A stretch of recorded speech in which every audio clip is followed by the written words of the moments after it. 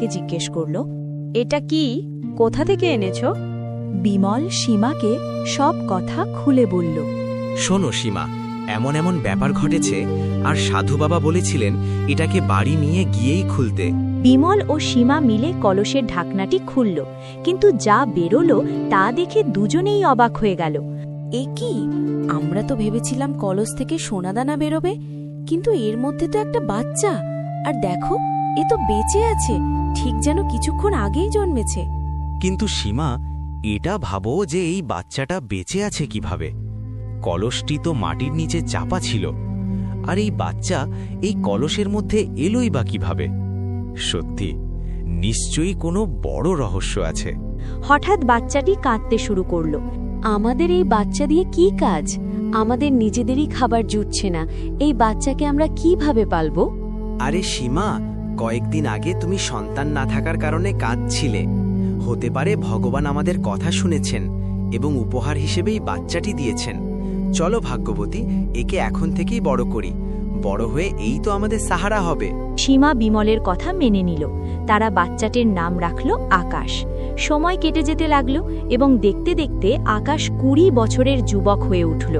একদিন বিমল জঙ্গল থেকে কাঠ কেটে বাড়ি ফিরলে সীমা তাকে বলল, আপনি আর কতদিন এই কাঠ কাটবেন? আকাশ তো এখন 20 বছরের হয়ে গেছে, ওকে এবার কাজে লাগানো উচিত। হ্যাঁ, তুমি ঠিকই বলেছ। আজ আমি ওর সঙ্গে কথা বলবো। তা আকাশ কোথায়? আপনি তো জানেনই, আপনার ছেলে সারা দিন জঙ্গলে না জানি কি করে বেড়ায়। সন্ধে হলে তবে ফেরে। এই বয়সে যেখানে ছেলেদের অনেক বন্ধু থাকে, ওর কোনো বন্ধুই নেই।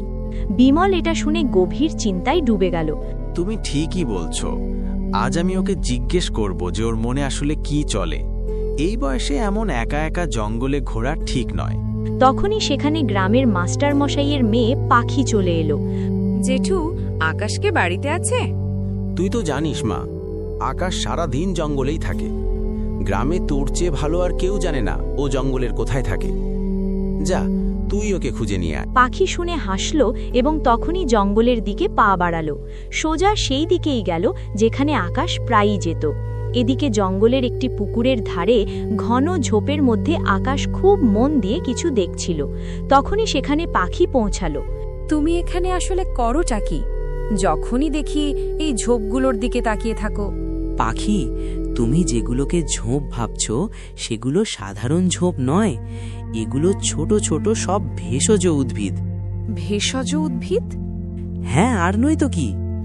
আচ্ছা পাখি, তোমাকে একটা রহস্য বলবো। কোনো রহস্য?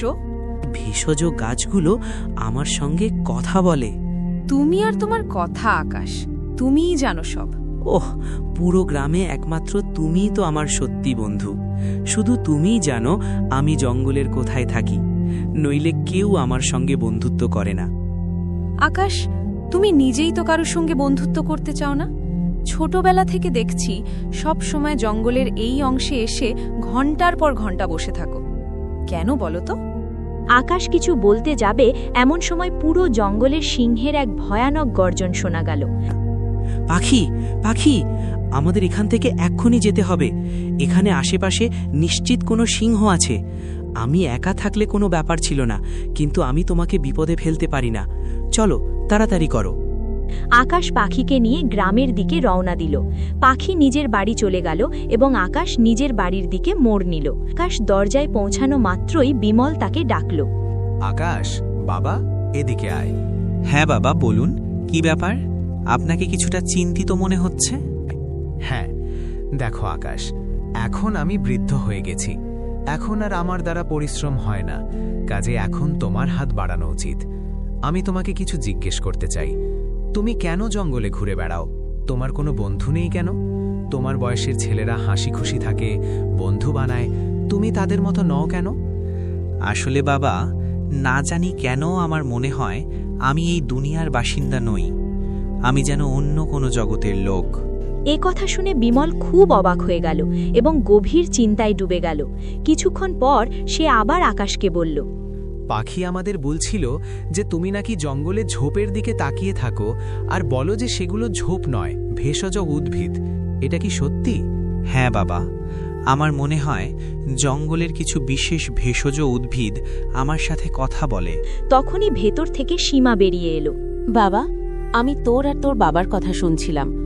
যদি তোর মনে হয় যে ভেষজ গাছগুলো তোর সাথে কথা বলে, তবে কেন তুই সেগুলো বিক্রি করা শুরু করছিস না? জঙ্গল থেকে সেগুলো এনে বিক্রি করলে কিছু আয়ও হবে আর তোর বাবার কষ্টও কমবে। ঠিক আছে মা, চিন্তা করো না। কাল থেকেই আমি জঙ্গল থেকে গাছগাছড়া এনে গ্রামে বিক্রি করব। অন্যদিকে